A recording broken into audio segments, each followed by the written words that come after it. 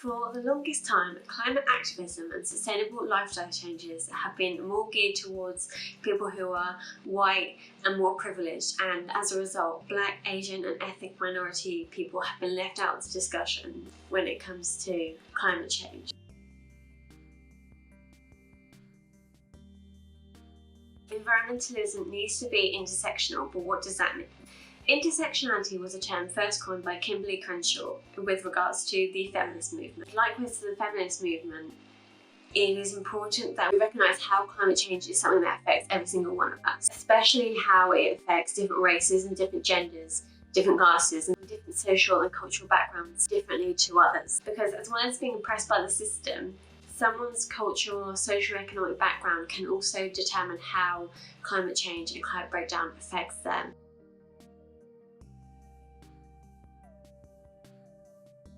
Intersectionality is a theory that social identities including race, gender, class, sexuality contribute to systemic discrimination experienced by individuals.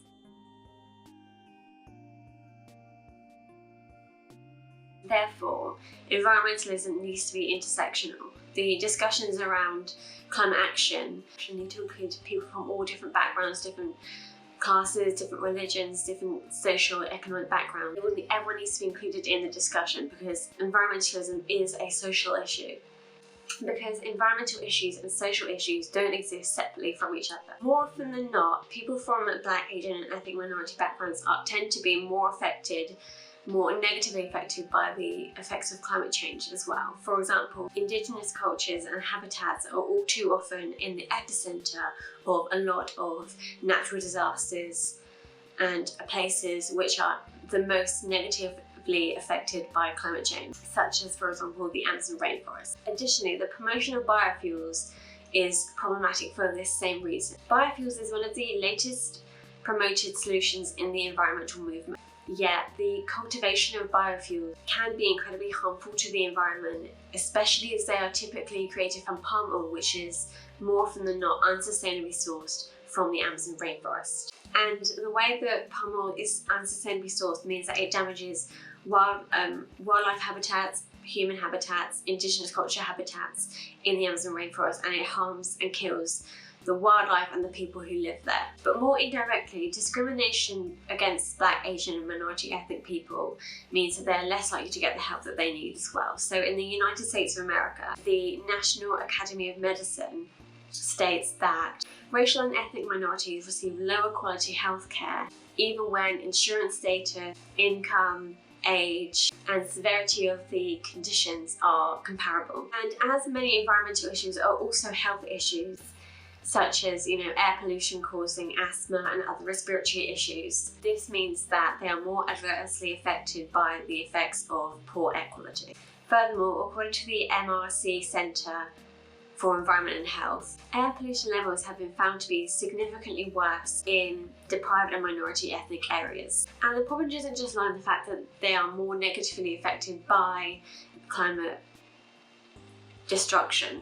The problem also goes further than that because a lot of the solutions that have been suggested and promoted with regards to climate action do not include people from those backgrounds. They tend to be more geared towards people who are lighter skinned with more privileged backgrounds. Sustainability more often than not tends to be tailored towards people who are more privileged, and yet it tends to be the people who are less privileged who are more negatively affected by the adverse effects of climate change. So that's why we need to call for the environmental movement to be more inclusive of different backgrounds and social standing.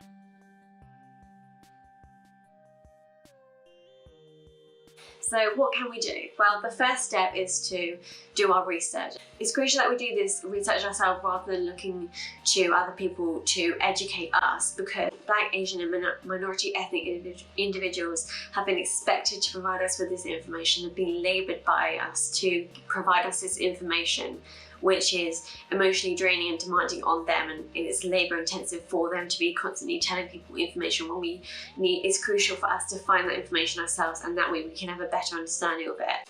And then we can look deeper into that ourselves and have a better understanding of the true complexities of racism and oppression, and have a better understanding of our own privilege, so then how we can take action on that.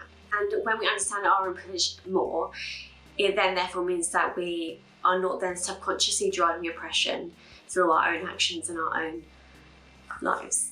Secondly, we need to ensure that a wide variety of people have a say in the solutions with regards to climate change, and everyone has a part in taking action on climate change. It comes down to being willing to understand how climate change affects us all, and understanding that there is never going to be a one-size-fits-all, there's never going to be one solution and one action that we can take with regards to climate change. It's going to be different actions from different people all working together to create and find solutions for climate change. Thank you for watching this video. I hope this gives you a better understanding of why environmentalism needs to be intersectional, what we then can and need to do to be able to take action from this going forward. Please do subscribe for more videos like this in the future, and thank you for watching.